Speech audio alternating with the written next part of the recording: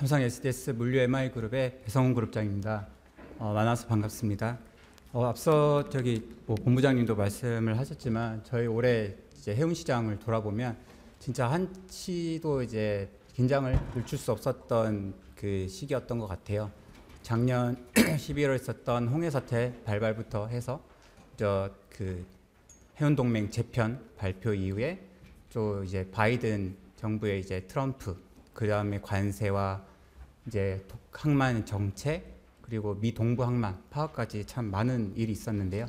조금씩 이제 주요 포인트 짚어보고 저희 SDS에서 바라보는 25년 컨테이너 시황 전망까지 같이 갈무리하면서 말씀드리겠습니다. 네, 저희가 최근에 고객분들 많이 만나보면 이런 말씀들을 많이 하세요. 도대체 최근에 컨테이너 운임 시황 동향을 어떻게 볼 수 있을까? 너무 추세를 바라보기 힘들다라고 말씀들을 많이 하십니다. 그래서 저희가 이제 한 2020년간의 데이터를 가지고 경제 증가율과 이제 물동 성장률, 그리고 이 두 개를 나눈 지표, 즉 이제 멀티플라이어라고 볼 수 있겠죠. 이 세 개를 가지고 실질적으로 한번 그 계산을 해봤는데, 그 코로나 팬데믹과 금융위기를 제외하고는 이제 경제 증가율과 이제 물동 성장률은 계속적으로 이뤄졌었고요. 근데 이제 2000년대와 이제 2010년대 그리고 지금 20년대에 그 세 구간을 나눠서 살펴보면 이 멀티플라이어의 그 수치가 2.3배에서 1.3배, 그 다음에는 이제 오히려 한 배가 안 되는 수준으로까지 떨어졌습니다. 저희가 이거를 보고서 느낀 거는 2000년대 초반에만 해도 이제 전통적인 제조 국가, 그리고 또 전통적으로 이제 소비를 많이 하는 국가가 굉장히 픽스드 돼 있었죠. 그러다 보니 당연히 경제가 성장을 하면 그에 따라서 물동 생산과 소비가 늘어나니까 물동량도 늘어나면서 이제 관련된 영향과 상관관계가 높았었는데, 사실 지금은 앞서 말씀드렸던 이제 정치적, 그 다음에 지금은 많이 이슈가 해소됐지만 사실 작년까지도 많이 영향이 있었던 파나마 운하, 그리고 지금도 영향을 받고 있는 수에즈 운하와 정치적, 관세와 같은 여러 가지 이슈들이 공급망에 영향을 미치고 있고, 이런 부분들이 지금의 수요와 공급 외에 더 큰 팩터를 차지하고 있음을 말씀드릴 수 있을 것 같습니다. 저희가 최근 5개년에 그 이제 해상 운임 대표 지수인 SCFI 종합 지수를 가지고 지금의 뭐 전반적인 트렌드는 어땠는지 한번 말씀을 드릴 텐데요. 여기서 보시는 바와 같이 지금 약 한 2,500 정도 이제 연평균으로 나타내는데요. 역사상 제 최대치였던 코로나 팬데믹 기간에는 살짝 못 미치는 수준이긴 합니다. 그런데 이 팬데믹이 끝나고 정식적으로 엔데믹이 접어들었던 2023년에 비해서는 무려 2.5배나 높은 수준이죠. 이렇게 된 이유는 앞서도 말씀을 드렸던 홍해 사태가 미친 영향이 굉장히 큽니다. 이제 수천 마일의 거리가 늘어나고 거기에 따른 선박이 많이 투입이 되면서 원래 예상을 했었던 그런 공급 증가율을 많이 선박 흡수를 하는 상쇄 효과가 발생을 하면서 나타났던 거고요. 또 뒤에서도 계속 말씀을 드리겠지만 앞서 말씀드렸던 여러 가지 그런 정치적인 그리고 공급망에 영향을 미치는 요인들이 계속 운임에 상승하는 영향을 미쳤었습니다. 저 오른쪽을 보시면 저희가 올해 24년의 수요와 공급 증감률인데 23년도 대비해서 수요도 굉장히 늘지만 사실 공급은 10.3%나 엄청나게 이제 증가를 하죠. 그래서 사실 딱 1년 전 지금의 시계 바늘을 돌려보면 이맘때쯤 수많은 사람들이 비슷하게 예측을 했었습니다. 24년도에 해운 시황은 이제 안정화, 조금 이제 하향 추세다라고 했었는데 실상은 그렇지 않았던 게 바로 아무도 예측을 할 수 없었던 그 홍해 사태의 발발이 가장 큰 효과였던 거고요. 그러면 그 한 19년도부터 해서 지금까지의 이제 그 SCFI 종합 지수를 저희가 시계열로 한번 나타내 봤습니다. 그 그래프 중에서는 노란색 그 그래프를 좀 보시면 될 것 같고요.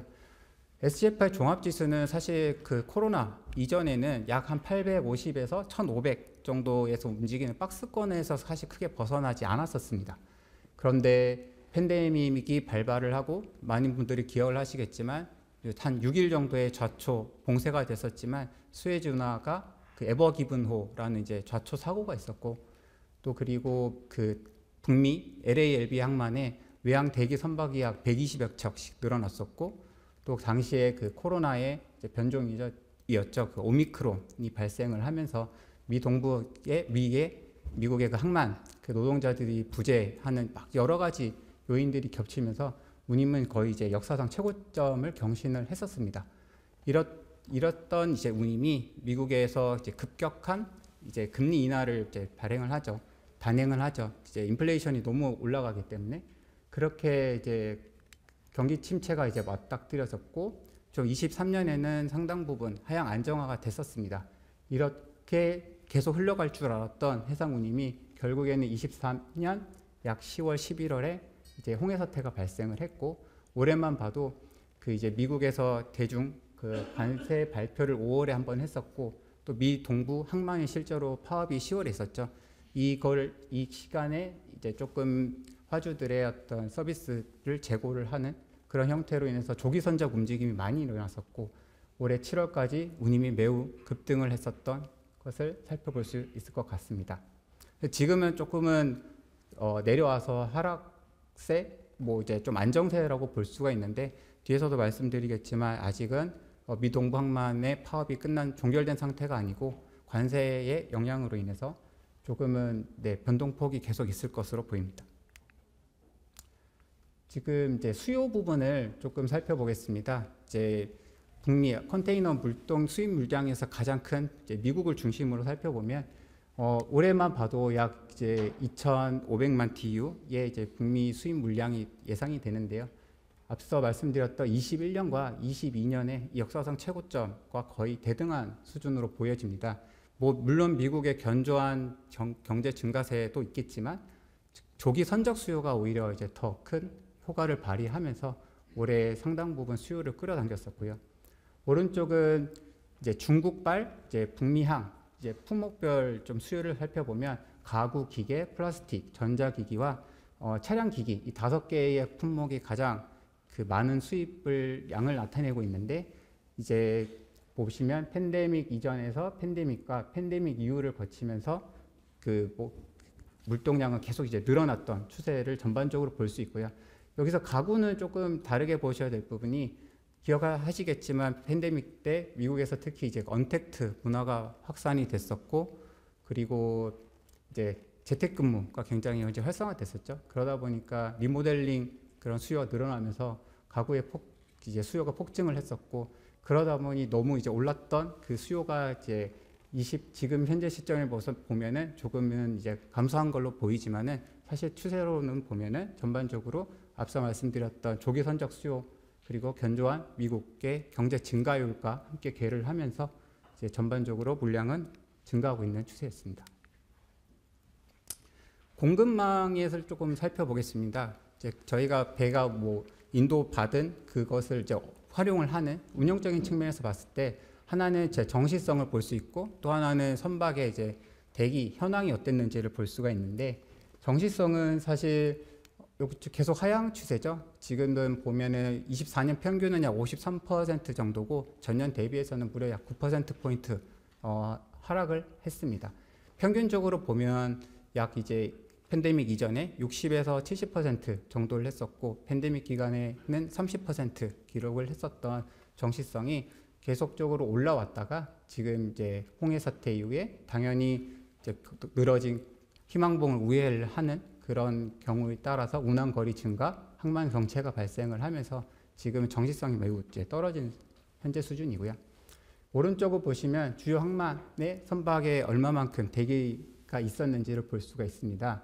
앞서 계속 말씀드리는 23년에 이제 10월, 11월 그 홍해 사태 이후에 전반적으로 최선은 이제 늘어났었고요. 그런데 아무도 예상을 못했던 이제 나비 효과가 발생을 하게 됩니다. 희망봉을 우회를 하다 보니 이제 선사들이 이제 아시아 환적 항만인 싱가포르의 대다수의 이제 선호 현상이 같이 물리면서 여기 싱가포르의 이제 당시에 올해 여름 항만 정체가 엄청나게 늘어나면서 운임도 급등을 했었던 사태가 있었는데요. 지금은 상당 부분 많이 이제 하락을 했었는데 당시에만 해도 그 싱가포르 그리고 상해 전반에 이제 아시아 쪽 항만에 이제 쏠림 현상이 굉장히 있었고요. 좀 상해는 지금 최근에 조금 올라갔던 거는 10월, 11월에 있었던 그 태풍 영향으로 일시적으로 올라간 것으로 파악을 하고 있습니다.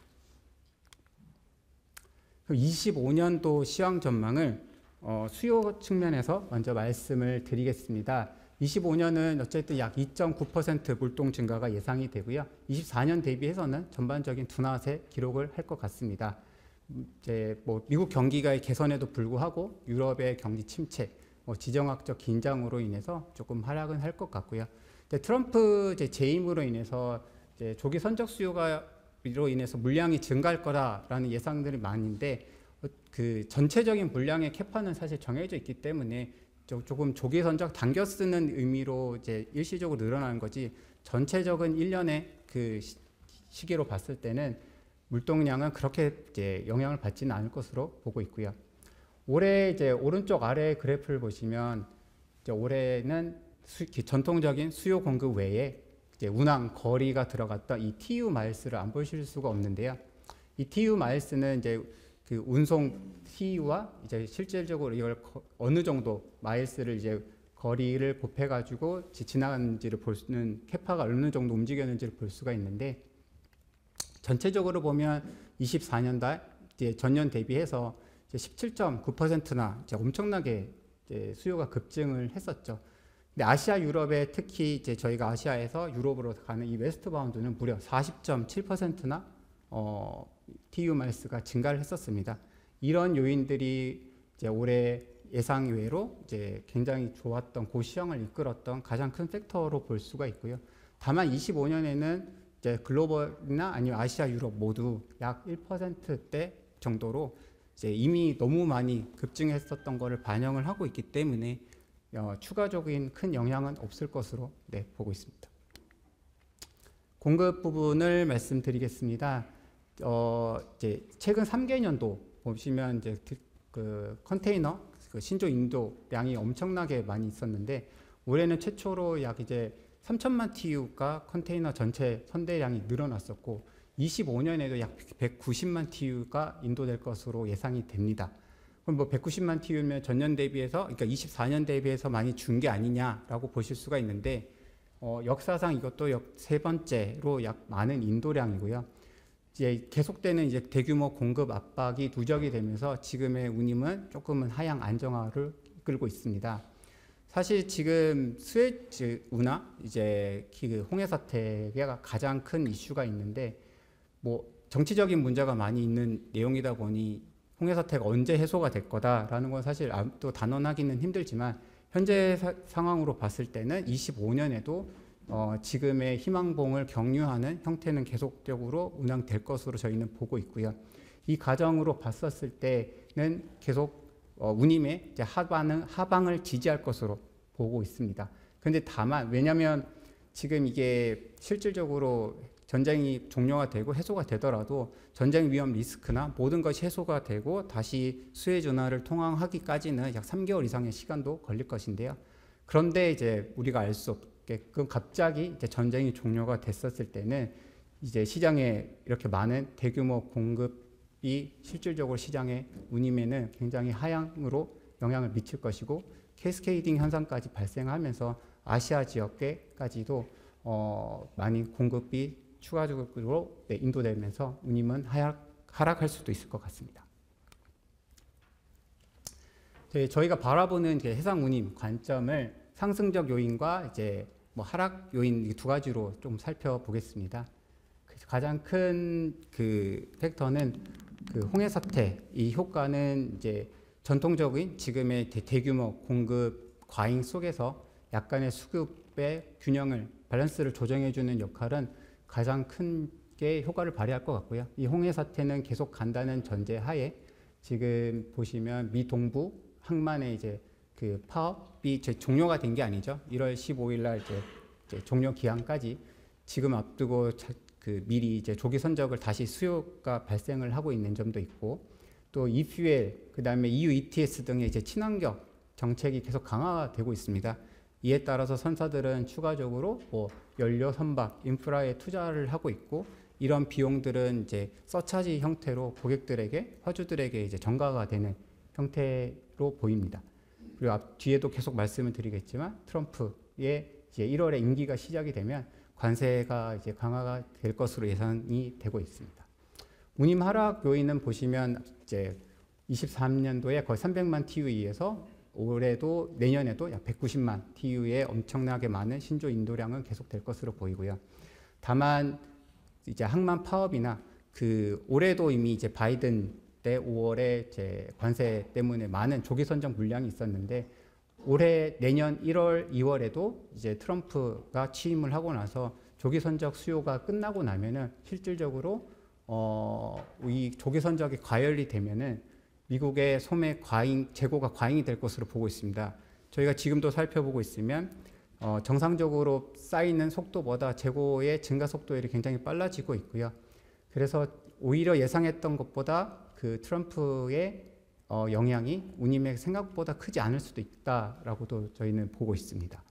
그래서 글로벌 경제 성장률도 올해보다는 내년에 미국과 중국 모두 이제 조금씩 하락하는 추세는 이제 물동 증가 추세에서는 조금 안 좋은 영향으로 보여지고요.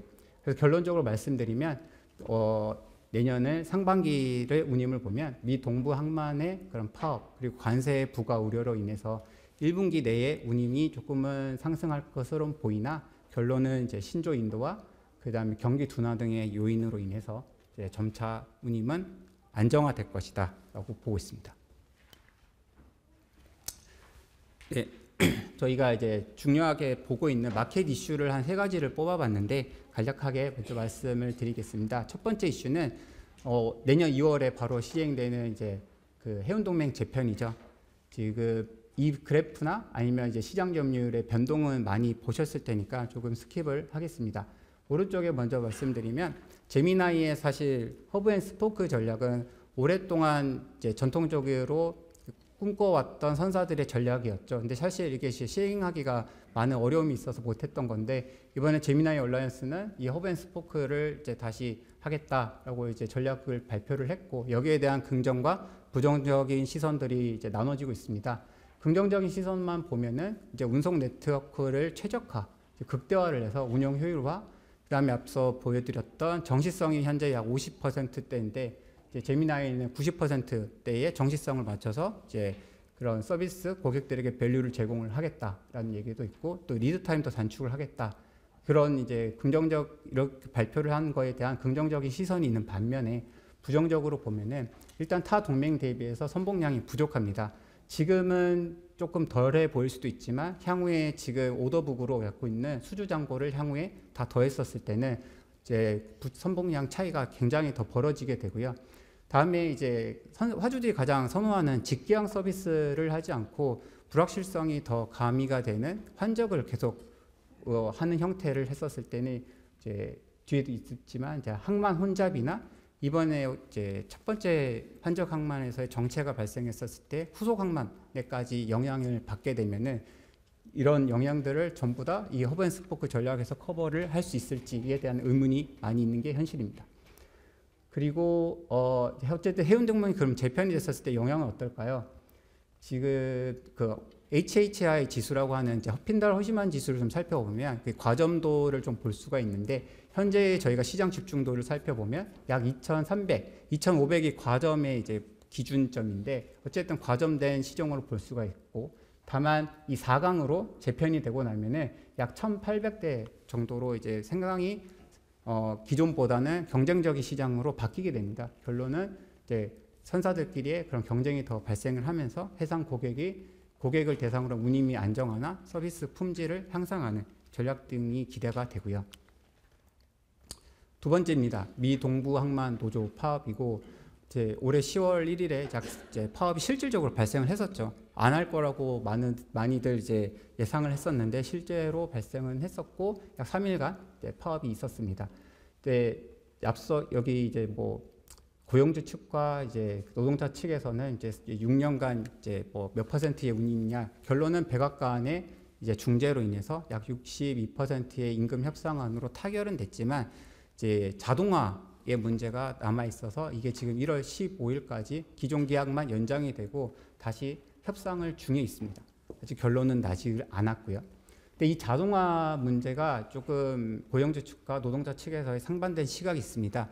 2022년에 북미 서한의 그 ILW 그리고 PMA 그 협상에서도 이 자동화 문제가 많이 있었고, 당시에도 결론은 부분 자동화의 형태로 이제 결론이 났었는데, 아무리 부분 자동화라도 이제 도입이 되고 나서는 인력도 감축이 되는 이제 그런 영향이 있었고, 그래서 지금 이제 미 동부 항만의 이제 노동자들도 재취업이나 뭐 재교육 이런 거를 요구를 하면서 그 부분 자동화에 대해서 이제 극렬히 반대를 하고 있습니다.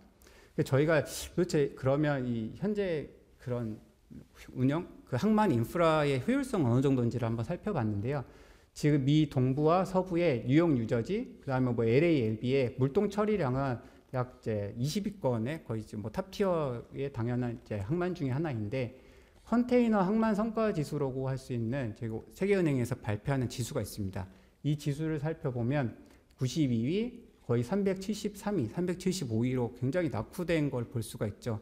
반대로 그 중국의 상해 항만은 물동 처리량도 1위지만 이 컨테이너 항만 성과 지수도 1위입니다. 이런 점을 봤었을 때 사실 미 정부 측에서도 이제 양보를 할 수 없는 사항이지만 여전히 협상의 타결은 이제 난항은 예상이 되고요. 그래서 이제 이게 내년도 좀 여러 가지 겹치는 게 이제 트럼프 재임의 이제 시기와 또 내년에 춘절 기간이 조금 이릅니다. 그리고 미 동부 항만까지 이 세 개가 겹치는 시점에서 지금 화주들이 이제 사전에 뭐 재고를 비축을 해서 미리 보내야 되는지 이런 문의가 많이 있는 게 사실이고요. 네, 마지막 이슈입니다. 그럼 트럼프 재임에 따른 영향은 어떤지 그렇게 말씀드리겠습니다. 계속 있었던 뭐 관세 관련된 얘기를 안 할 수가 없는데, 이제 관세가 이제 보편 관세와 이제 고율 관세 두 가지로 보시면 될 것 같고, 보편 관세는 이제 모든 이제 수입품에 이제 10에서 20%의 관세를 부과를 하겠다. 고율 관세는 이제 특히 특정 국가, 예를 들어 중국에 60% 이상의 관세를 부과를 하겠다라는 이제 내용이고요. 이제 왜 이렇게 계속 이제 관세 얘기를 하냐 보면, 사실 미중 무역 수지는 적자 수지가 감소는 중이지만 여전히 미국의 이제 무역 적자국 1위는 이제 중국이고, 여전히 조금 감소된 추세긴 하지만 여전히 많은 큰 비중을 차지를 하고 있습니다. 오른쪽을 보시면 지금 과연 이게 실효성이 얼마나 있을까를 많이 이제 기존에 얘기를 했었고, 왜냐하면 이제 트럼프가 지금 후보로서 연설을 할 때도 많이 얘기를 했었는데, 결론적으로 지금은 이제 공화당이 이제 상원과 하원을 모두 장악을 하는 레드 수입이 현실화되면서 이게 관세는 이제 어느 정도 영향은 확실히 받을 것 같고요. 이제 트럼프는 이 관세가 이제 외국 기업으로부터 세금을 징수를 해서 이제 나눠준다라는 이제 식으로 주장을 하지만, 실제로는 이 관세는 수입업자가 지불을 하기 때문에 미국의 판매 가격 인상으로 연결이 됩니다. 그래서 여기 미국의 국제무역위원회에서 조사한 바에 따르면 관세 1%가 상승하면 수입 가격도 약 1% 상승을 하게 되고요. 특히 앞서 있었던 보편 관세가 부과를 하게 되면 미소비자 구매력이 무려 연간 780억 달러나 감소를 하게 되고, 결론적으로는 26년까지 글로벌 무역량이 약 4% 이상 하락한다는 우울한 전망도 있습니다. 네, 그 기존의 이제 트럼프 1기 때 그럼 어땠는지를 한번 저희가 보면서 미래는 어떨지도 같이 한번 보겠는데요. 당시에는 이제 4번에 나눠서 이제 관세를 발효를 했었고, 실제로 2018년도 3월에 관세 발표를 하고 발효가 되는 이 시기까지 운임은 초반에 굉장히 급등을 했었습니다. 그래서 트럼프 2기 초반에도 어느 정도 시기에 이제 관세를 발표를 하고 즉시 발효가 될지는 좀 지켜봐야겠지만, 분명히 일시적인 운임 상승은 있을 것으로 예상이 됩니다. 그래서 이 기간에 보시면 그 미국의 이제 수입 물동량 중에서 중국의 비중이 거의 50%까지 이 기간에 올랐다가, 오히려 실제로 발효가 되고 나서는 그 물동량이 급격히 많이 빠졌죠. 약 7% 정도 오히려 빠진 걸 볼 수가 있습니다. 이 그래프를 보시면 2017년도에 트럼프 1기 시작을 하고 나서 관세가 부과되고 나서 일시적으로 올랐지만, 결론적으로는 관세가 부과되고 나면은 물동량은 기존 대비해서 오히려 더 감소한다라는 것을 수치상으로 확인을 할 수가 있습니다. 네, 마지막 요약 드리면서 발표 마무리할까 합니다. 어쨌든 25년은 운임률 전반적인 공급 과잉 속에서 수요는 둔화가 되고, 이래서 운임은 이제 전반적으로 약세가 진행될 것으로 보이고요. 이슈는 앞서 말씀드렸던 이제 제미나이 얼라이언스를 살펴보셔야 되는데 25년 2월에 발효가 되는 시작되는 시점에 일시적으로 선박들의 이제 서비스 네트워크가 많이 바뀌면서 조금은 이제 서비스적 측면에서 좀 유의해서 보시면 좋을 것 같고요. 미 동부항만의 노조 파업은 어찌됐든 끝난 게 아니고 재협상까지 그 다음에 춘절과 트럼프 재임 시기가 겹치는 부분 굉장히 보시면 좋을 것 같습니다. 이 트럼프의 재임으로 인해서 분명히 일시적으로 운임은 상승을 하나 결론적으로는 재고 증가 우려 때문에 향후에는 결론적으로 수요 감소, 경제적인 측면에서는 네거티브하게 되면서 해운시장 둔화로 이어질 것 같습니다. 네, 저희 삼성 SDS 첼로스퀘어에 가입을 하시면 저희 그룹에서 발행하는 다양한 레포트들을 무료로 보실 수 있고 여기 통해서 같이 인사이트 나눌 수 있었으면 좋겠습니다. 네, 이상으로 발표 마치겠습니다. 감사합니다.